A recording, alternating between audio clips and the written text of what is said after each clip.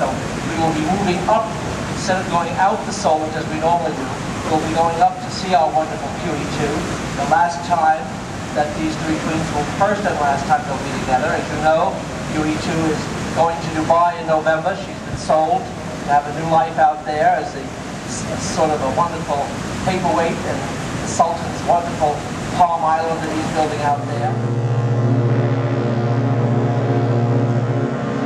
Everybody wave your British flags now to the Queen Victoria, please. Take your little flag and wave it to our dear Queen Victoria.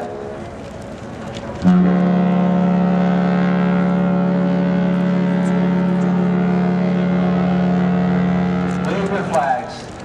Truly rule Britannia today, ladies and gentlemen. The age of the great liners is back as these three queens are together. And we are so lucky to be here, all of us, on this glorious afternoon.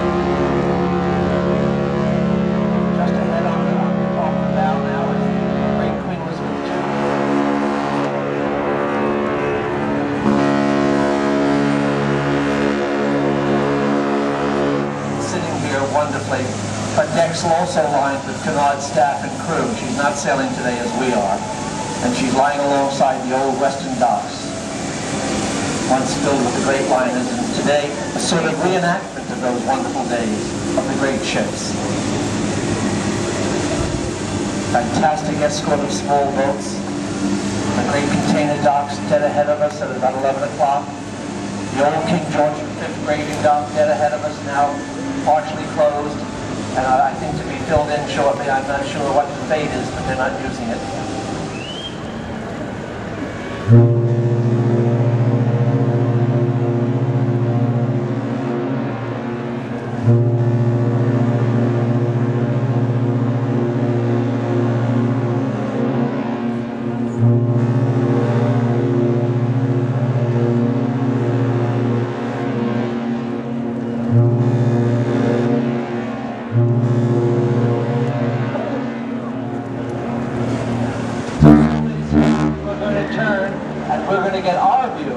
On the port side of the great Queen Elizabeth II, this wonderful moment. This is the time when I wish I was up in the helicopter for 2 minutes, looking down and then coming back to where I am now, just to see what these three gorgeous ladies look like in this beautiful April sunshine of a late afternoon.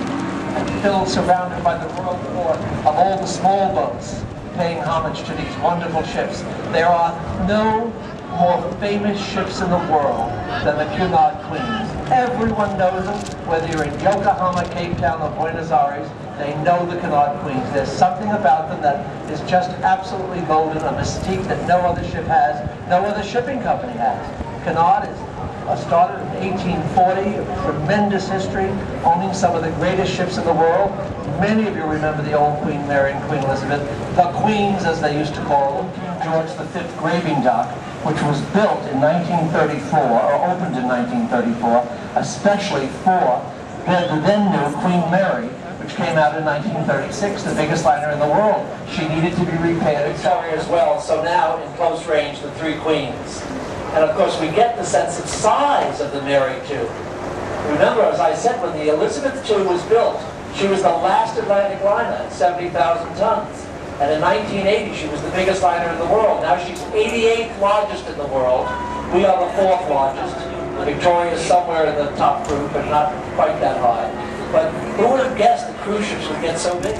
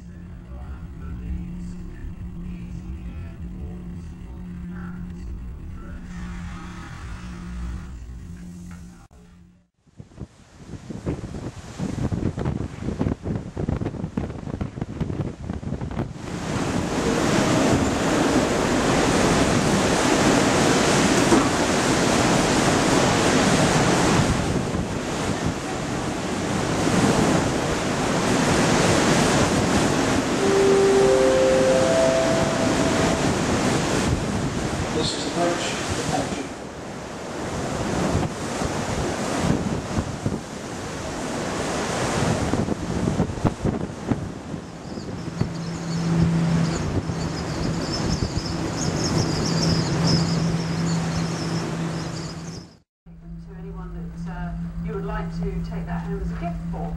So a selection of memorabilia there, in particular this one here tells us a little bit about Cornwall's last fight.